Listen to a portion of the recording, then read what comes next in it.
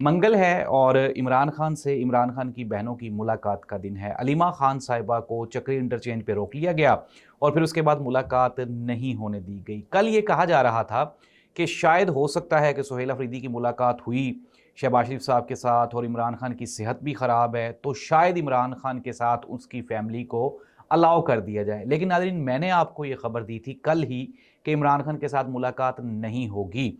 और मेरी जो खबर है अल्हम्दुलिल्लाह हर दी हुई खबर सच्ची साबित होती है। ये भी एक खबर आज सच्ची साबित हुई और मैं आपको ये बता रहा हूँ कि मुस्तनद सोर्सेज की ये खबरें हैं कि इमरान खान के साथ 8 फरवरी तक तो कोई भी मुलाकात पॉसिबल ही नहीं है।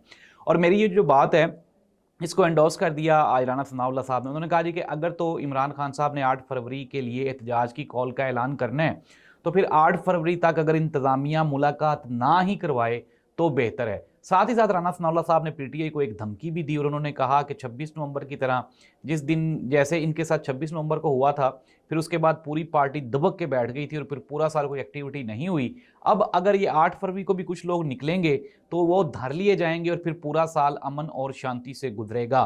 साथ ही साथ राना सनाउल्लाह साहब ने यह भी कहा, उन्होंने कहा जी कि पीटीआई का कोई भी एमपीए और एमएनए वो अपने अपने हलके में मुतहरिक नहीं है। सोशल मीडिया के कुछ लोग हैं जो कि 8 फरवरी का एहतजाज ऑर्गेनाइज कर रहे हैं।